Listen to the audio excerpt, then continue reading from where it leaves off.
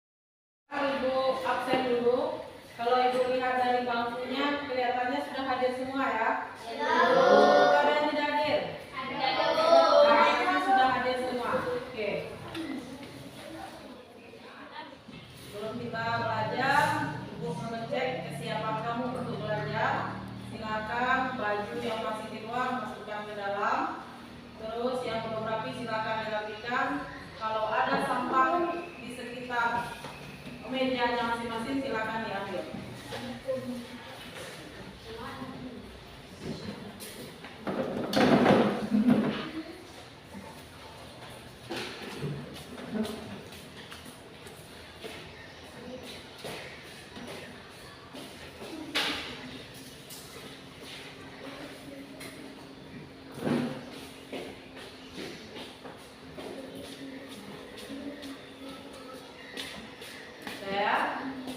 Kita cek sampai mana kamu berfokus untuk belajar. Kita tepuk fokus dulu, ya. Kita mulai. 1, 2, 3. Tepuk fokus. Tepuk 1, 2,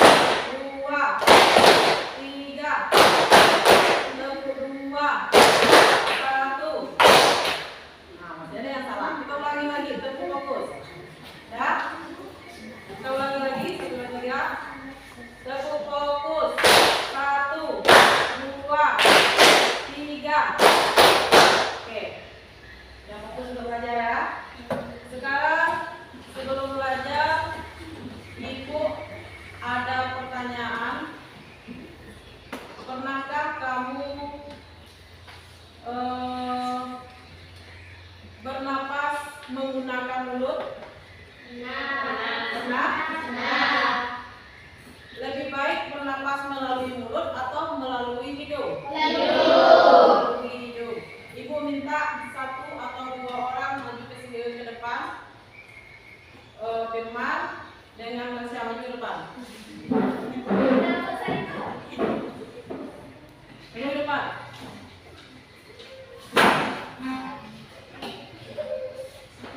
Ya, perhatikan kawan kamu. Ibu minta untuk menahan napasnya selama 10 detik. Sanggup dah? Coba kita hitung, ya. Mulai dari sekarang. 10,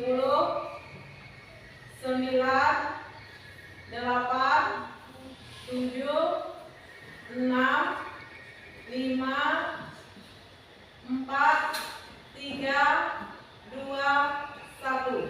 Lepas. Apa yang kamu rasakan? Silakan dulu. Apa yang kamu rasakan, Firman? Sesak? Baca? Sesak napasnya? Ya. Jadi bersyukurlah kalau kita dikasih nafas oleh Tuhan, kita bisa bernapas kehendak hati kita. Coba kalau kita beli tabung oksigen, ya. Kalau beli tabung oksigen cuma bisa untuk beberapa hari.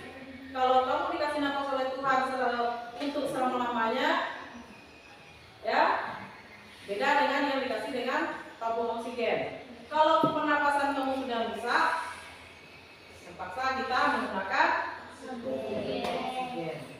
Nah, sekarang dari pertanyaan ibu tadi kita akan mengetahui apa yang ingin kita pelajari hari ini, tujuan apa yang akan kita capai untuk pembelajaran hari ini. Dimana tujuan pembelajaran kita hari ini yaitu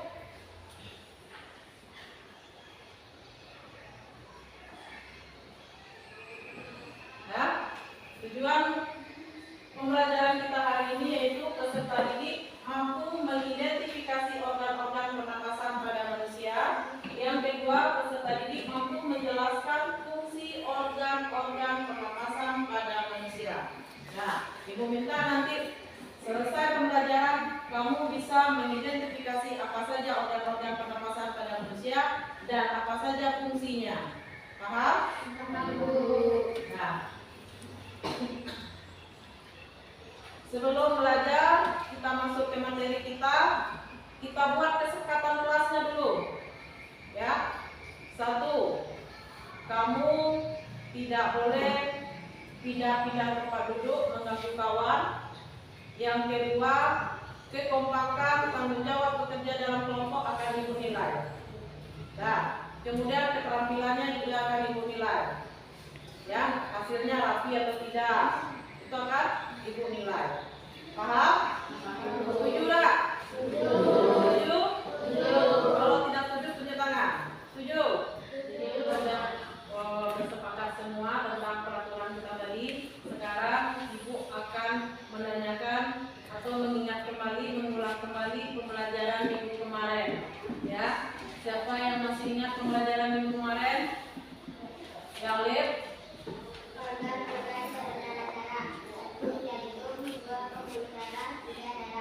Ya, organ-organ pembuluh darah yaitu 1.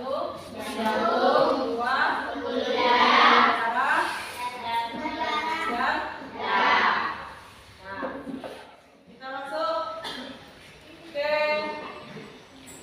pembelajaran kita, yaitu yang pertama, ibu sudah membagikan kelompok dan kamu sudah duduk ke kelompoknya masing-masing.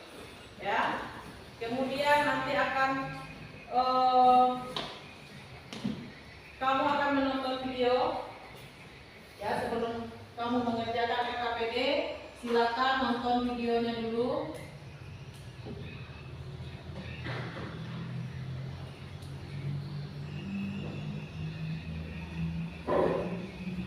Silakan ditonton videonya.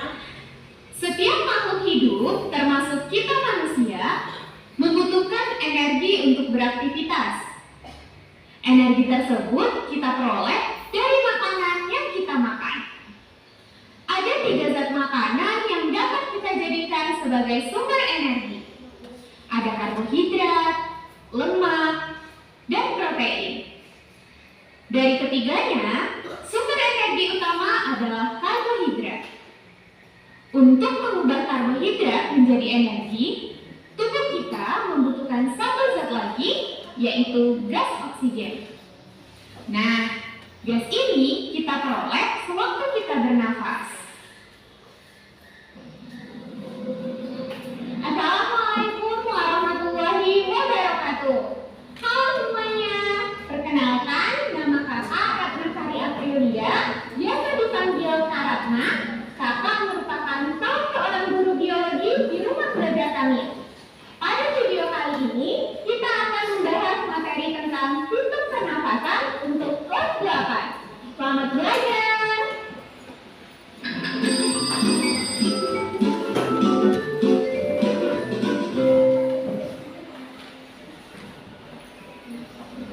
Di bab sistem pernapasan ini, ada 5 proses pembahasan yang akan kita pelajari. Pertama, proses dasar dalam pernapasan. Yang kedua, organ-organ dalam sistem pernapasan. Berikutnya, mekanisme pernapasan, frekuensi dan volume pernapasan, dan yang terakhir, gangguan dalam sistem pernapasan. Nah, di video kali ini kita akan membahas tentang proses dasar dalam pernapasan dan organ-organ dalam sistem pernapasan.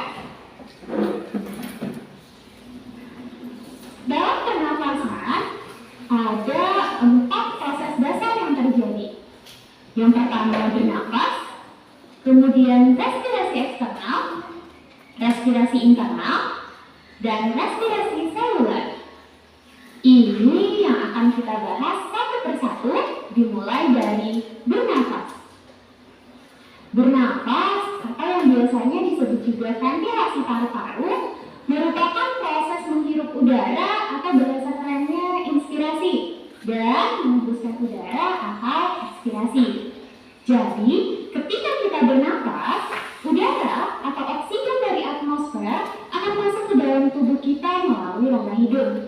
Sementara itu, CO2 atau karbon dioksida yang merupakan zat sisa dari tubuh kita akan dikeluarkan ke atmosfer melalui rongga hidung juga.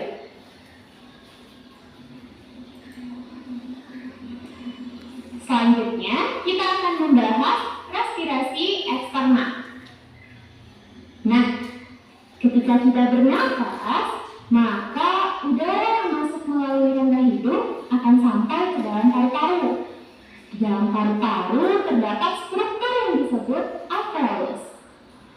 Bagian ini berbentuk seperti gelembung-gelembung halus yang tipis dan kaya akan pembuluh darah. Nah, kalau kita zoom nih, salah satu bagian alveolusnya bentuknya lebih kurang kayak gini. Bagian yang berwarna kuning berbentuk seperti balon ini adalah alveolus. Alveolus ini yang akan mengembang ketika kita menghirup udara dan akan mengempis ketika kita menghembuskan udara. Sedangkan yang berwarna merah muda ini adalah pembuluh kapiler yang di dalamnya banyak mengandung cairan darah. Nah, disinilah terjadinya respirasi eksternal. Respirasi eksternal merupakan proses pertukaran gas antara alveolus dengan darah yang ada di dalam pembuluh kapiler. Nah, ketika kita menghirup udara, maka alveolus kita akan banyak mengandung O2. O2 yang ada di dalam alveolus akan berpindah ke dalam pembuluh kapiler. Sedangkan pembuluh kapiler pada awalnya banyak mengandung CO2. CO2 pada pembuluh kapiler juga akan berpindah ke dalam alveolus dan selanjutnya akan dikeluarkan dari tubuh kita ketika kita menghembuskan nafas. Nah, proses pertukaran O2 dengan CO2 antara alveolus dengan pembuluh kapiler itu terjadi melalui mekanisme yang namanya difusi. Oksigen yang masuk ke dalam pembuluh darah selanjutnya akan diangkut ke seluruh jaringan tubuh untuk digunakan dalam respirasi internal. Pada respirasi internal itu bisa kita artikan sebagai proses pertukaran gas antara darah dengan jaringan atau sel-sel tubuh kita. Seperti gambar yang tertera di layar adik-adik sekarang, itu merupakan gambar jaringan kulit. Jaringan kulit berarti tersusun atas sel-sel kulit. Nah, bagian yang berwarna biru dan merah di bagian bawah ini itu merupakan pembuluh darah. Yang merah merupakan pembuluh darah yang kaya akan O2, sementara yang berwarna biru itu pembuluh darah yang kaya akan CO2. Saat respirasi internal, O2 dari pembuluh darah akan masuk ke dalam sel-sel tubuh kita. Sementara itu, CO2 yang merupakan zat sisa masuk ke dalam pembuluh darah untuk selanjutnya akan diangkut dan dikeluarkan dari tubuh ketika kita menghembuskan nafas. O2 yang telah masuk ke dalam sel selanjutnya akan digunakan dalam respirasi seluler. Apa itu respirasi seluler? Nah, sesuai dengan namanya, respirasi seluler berarti adalah proses respirasi yang terjadi di dalam sel. Adik-adik udah pernah belajar nih tentang organel-organel sel waktu kelas 7. Salah satu organel sel itu adalah mitokondria. Nih, yang bentuknya seperti sosis yang ditaburi mayones di atasnya. Nah, di dalam mitokondria inilah terjadinya respirasi seluler. Tujuannya untuk menghasilkan energi. Energi ini yang akan kita gunakan untuk beraktivitas. Selain itu, pada respirasi seluler juga dihasilkan zat sisa berupa karbon dioksida. karbon dioksida ini yang akan dikeluarkan ketika kita menghembuskan nafas.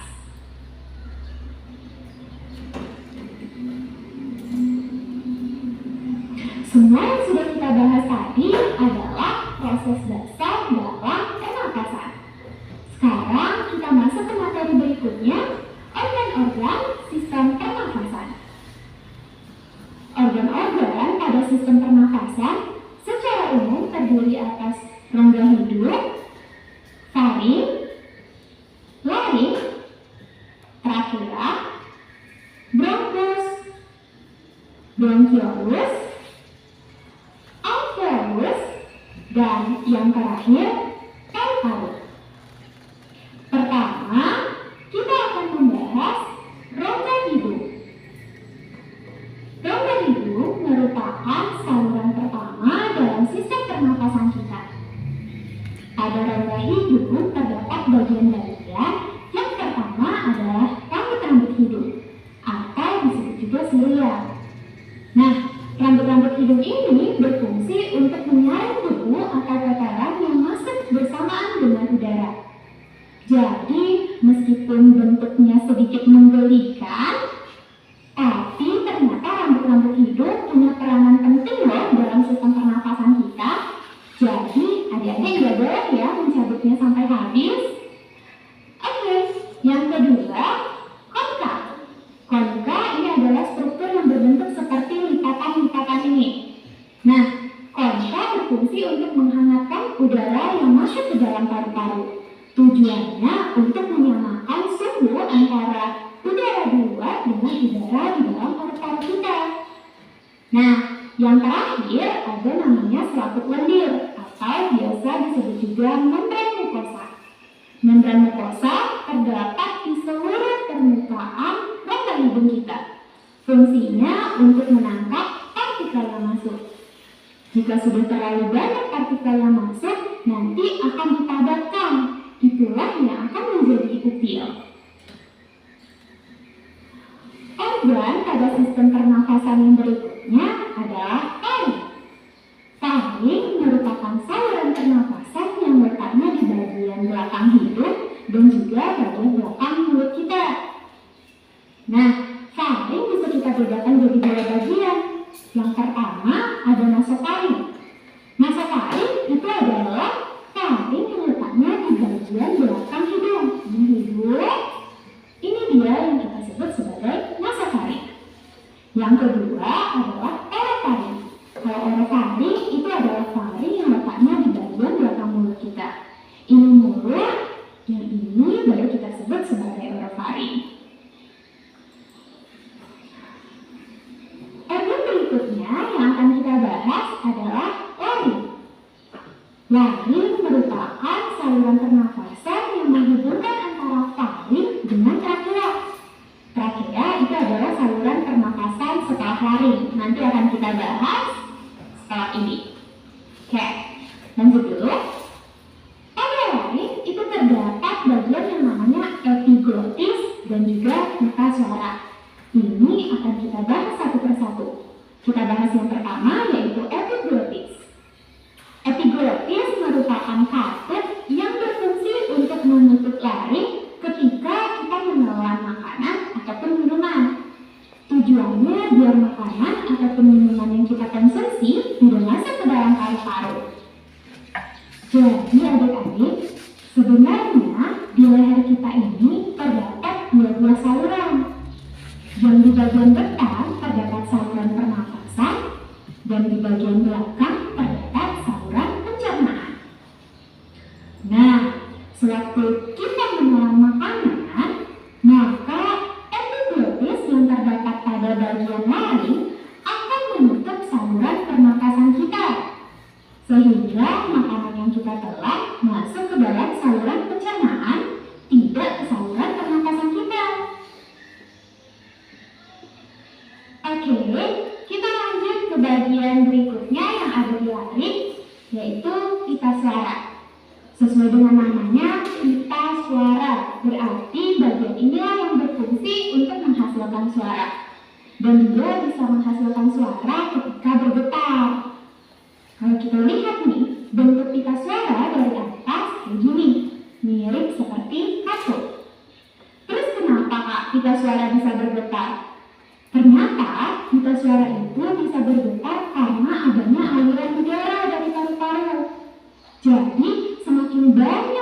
yang mengalir dari paru-paru, maka getaran pita suara juga semakin kencang, sehingga suara yang dihasilkan akan semakin keras. Nah, terus kenapa Kak biasanya pada laki-laki suaranya lebih rendah atau lebih berat dibandingkan perempuan?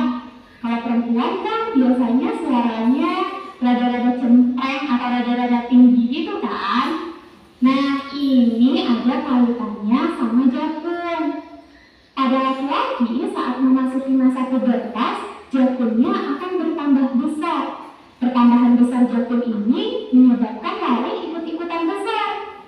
Semakin besar ukuran lari, maka suara yang dihasilkan akan semakin rendah.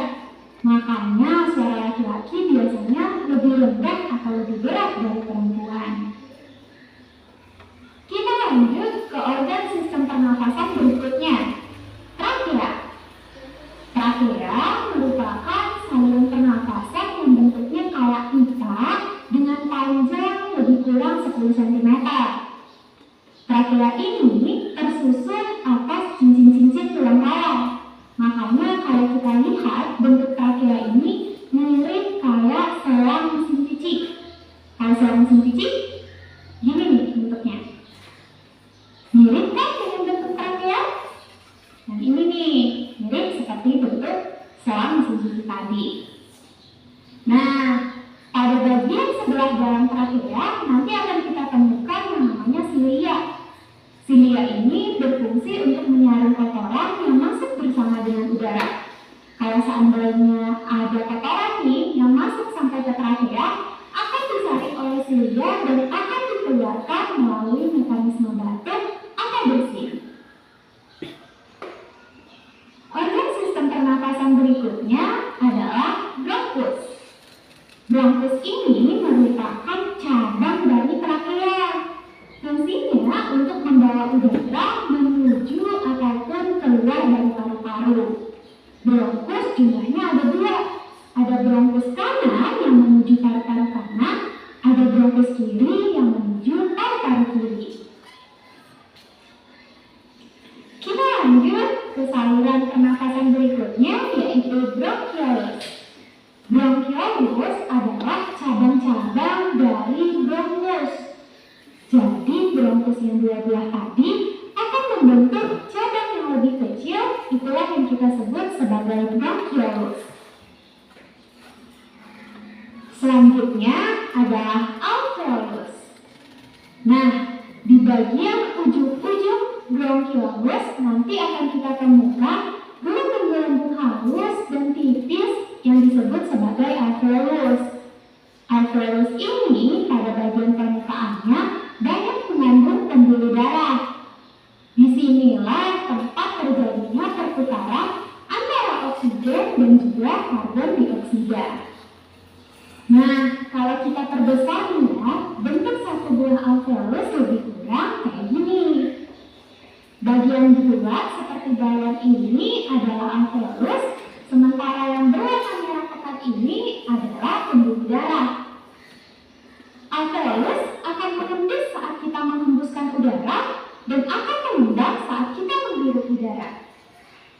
Sewaktu kita menghirup udara, alveolus akan dipenuhi oleh O2. Sementara itu, pada pembuluh darah banyak terdapat CO2. O2 pada alveolus akan berpindah ke dalam pembuluh darah, sedangkan CO2 dari pembuluh darah akan berpindah ke dalam alveolus. CO2 yang berada di alveolus selanjutnya akan dikeluarkan dari tubuh kita saat kita menghembuskan nafas. Oke, organ sistem pernafasan terakhir yang akan kita bahas adalah paru-paru. Paru-paru adalah organ utama dalam sistem pernafasan. Kita punya 2 buah paru-paru. Ada paru-paru kanan dan ada paru-paru kiri. Pada gambar yang tertera di layar adik-adik, ini adalah gambar paru-paru kanan, yang ini adalah gambar paru-paru kiri. Ingat ya, arah pada gambar itu berlawanan dengan arah kiri kanan kita. Itu karena gambarnya seolah-olah sedang menghadap ke adik-adik. Nah, paru-paru kanan itu terdiri atas 3 lobus. Lobus itu bisa kita artikan sebagai kepingan. Ini paru-paru kanan, lobus pertama, lobus kedua, dan lobus ketiga. Sedangkan kalau di paru-paru kiri, dia terdiri atas 2 buah lobus. Ini lobus pertama, ini lobus kedua. Nah, paru-paru kita itu dilindungi atau dibungkus oleh suatu selaput yang disebut pleura. Fungsinya untuk melindungi paru-paru dari gesekan ketika sedang mengembang dan juga menipis. Nah, itulah materi proses dasar dalam pernafasan dan organ-organ sistem pernafasan. Nah, sudah kamu lihat videonya? Sudah paham semuanya? Kalau sudah lihat videonya, nanti akan ibu bagikan LKPD. Silakan kamu kerjakan LKPD-nya sesuai dengan perintah yang ada di lembar kerjanya. Paham?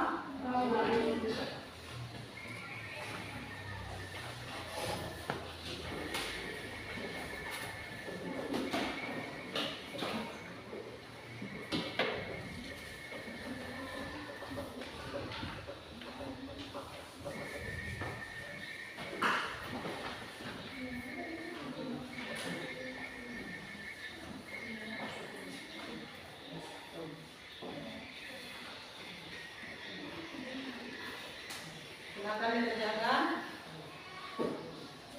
Nah, silakan dikerjakan sesuai dengan perintahnya.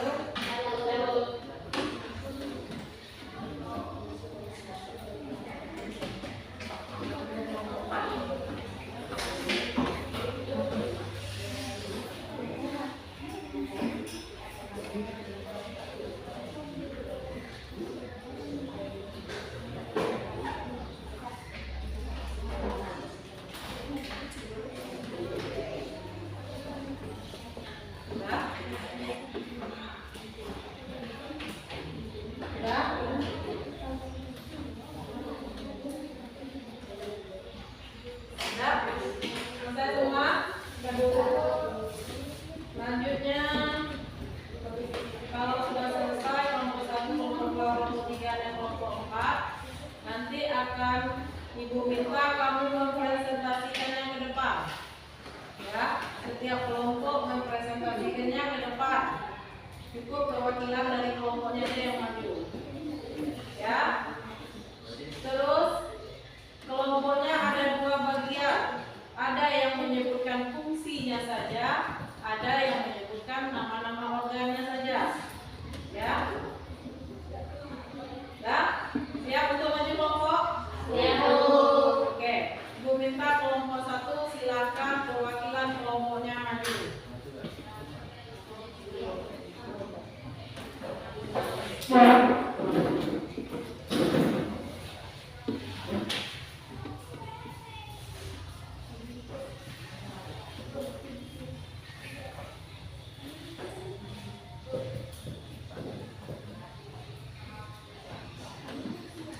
Assalamualaikum warahmatullahi wabarakatuh. Waalaikumsalam warahmatullahi wabarakatuh. Kami dari kelompok kami akan mempresentasikan hasil dari diskusi kami. Sistem pernapasan pada manusia. 1 grup, 2 baring, 3 laring, 4 trakea, 5 bronkus, 6 bronkiolus, 7 lupus, alveolus, 8 terbaring. Inilah hasil dari diskusi kelompok kami. Kami akhiri. Assalamualaikum warahmatullahi wabarakatuh. Waalaikumsalam warahmatullahi wabarakatuh. Ya, beri aplaus untuk kelompok 1. Sudah, selanjutnya silakan kelompok 2 maju. Kelompok 2 itu.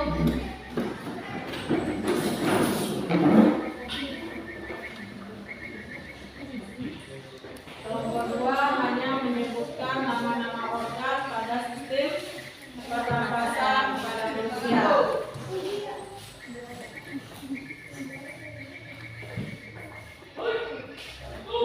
Assalamualaikum warahmatullahi wabarakatuh. Waalaikumsalam warahmatullahi wabarakatuh. Kami dari kelompok 2 akan mempresentasikan hasil diskusi kelompok kami. Sistem pernapasan pada manusia. 1 hidung, 2 faring, 3 laring, 4 trakea, 5 bronkus, 6 bronkiolus, 7 alveolus, 8 paru-paru. Inilah hasil dari diskusi kelompok kami. Assalamualaikum warahmatullahi wabarakatuh. Waalaikumsalam warahmatullahi wabarakatuh. Nah, dengan aplaus dulu untuk kelompok 2. Kelompok 3 dan kelompok 4 itu menyebutkan 2 organ-organ dan fungsinya. Silakan kelompok 3 maju ke depan.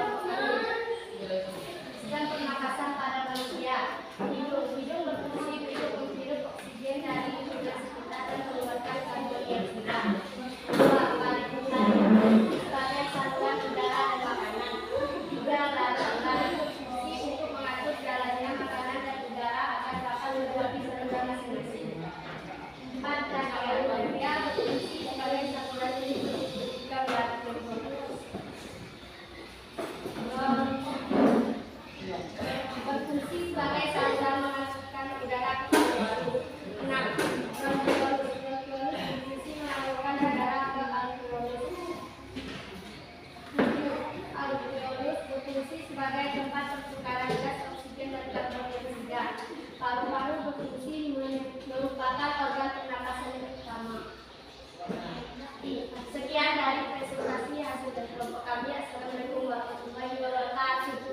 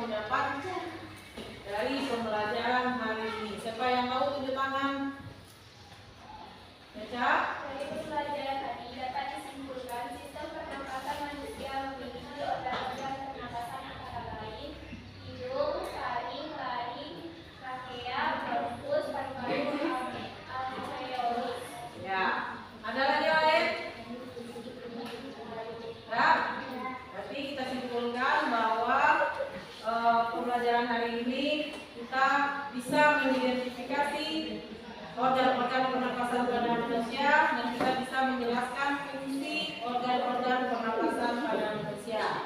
Ya, kemudian Ibu minta kamu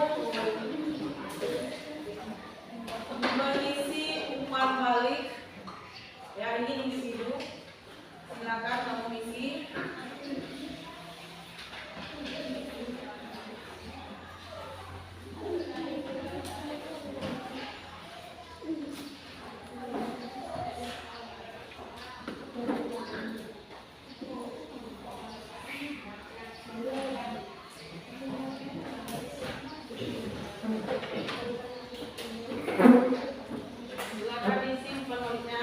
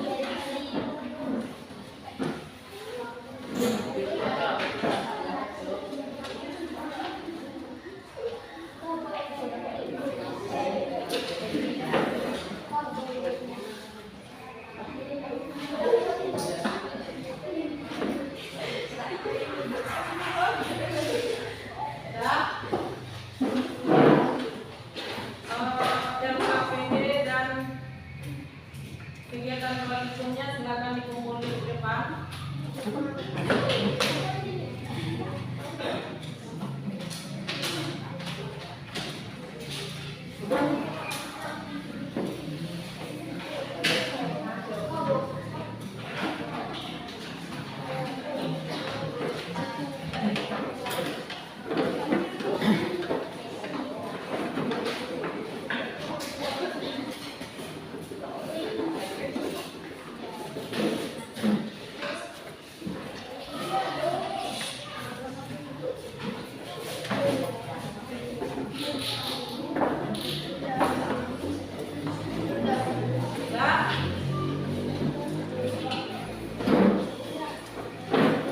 Alhamdulillah dari refleksi yang didapat yang kamu kumpulkan hari ini, saudara kita hari ini sudah banyak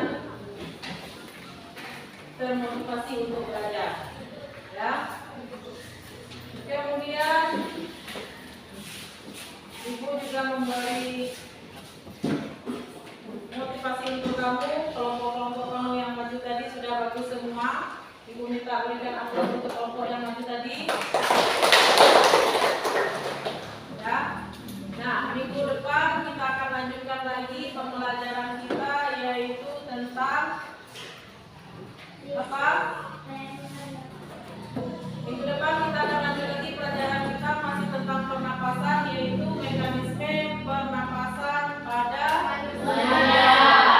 Silakan baca bukunya di rumah untuk minggu depan kita lanjutkan ke mekanisme pembelajaran kita, yaitu mekanisme pernapasan pada manusia. Ya.